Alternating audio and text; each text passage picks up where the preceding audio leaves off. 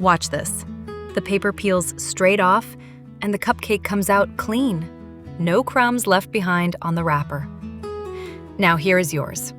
Half the cake is stuck to the paper, and you are basically eating the liner. 3 fixes, and one of them works on cupcakes you already baked. Do not throw them out, and do not blame your recipe. Stuck liners are almost never a batter problem. It is a cooling problem, a paper problem, or a filling problem. And all 3 are fixable in about a minute of effort. The third one is the one nobody tells you. Start by diagnosing it. Peel one cupcake and look at the paper. If it comes away damp and the cake underneath looks wet, that is trapped steam. If the paper is see-through with grease and cake is welded to it, that is a cheap liner soaking up your fat. And if the sides released fine, but the bottom stayed glued, you cooled them on a flat surface. Fix 1. Cooling. Leave the cupcakes in the pan 5 to 10 minutes, no longer. Then move them to a wire rack, uncovered, for a full hour.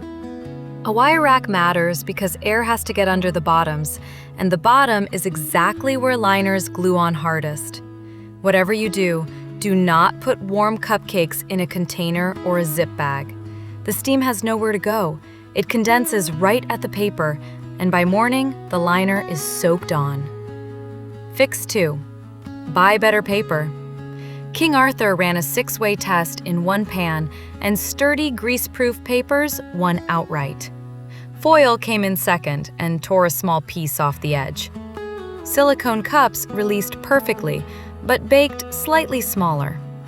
Doubling up cheap liners did nothing at all, so stop doing that.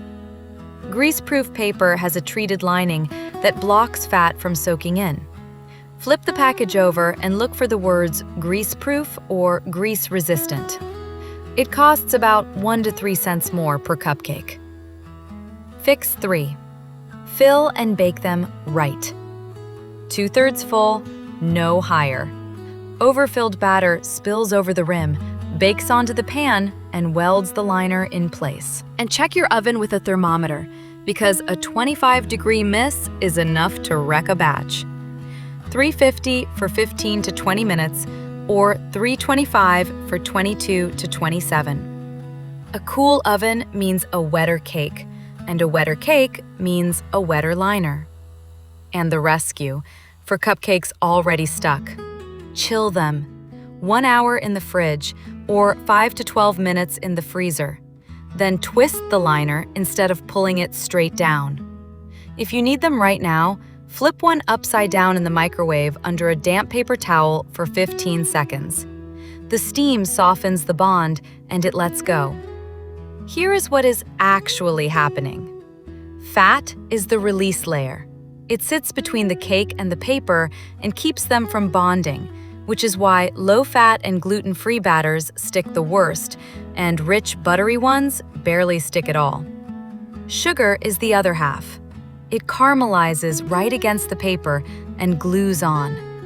And here is the counterintuitive part. A cupcake grips the liner hardest when it is hot. As it cools, it shrinks slightly and loosens its own grip. So every minute you rush is a minute you are fighting the cake instead of letting it release itself. 3 habits. Buy greaseproof liners once and never think about this again. Cool uncovered on a rack for a full hour before anything goes in a container. And if you want to spray, spray foil liners, not paper. Spray on paper makes it look damp and greasy, and it can bleed the printed color. The mistakes I see most. Overfilling past 2/3. Underbaking, because an undercooked cupcake shrinks as it cools and rips away from the wall. Sealing them up warm to keep them fresh, which does the exact opposite. Buying the flimsiest 100-count bag on the shelf. And unwrapping them while they are still warm, which is exactly why muffins seem to stick more than cupcakes. People eat muffins hot. Clean peel, every time. You are 1 paper upgrade and 1 patient hour away from this. Follow for more cake tips. Full recipe on the blog.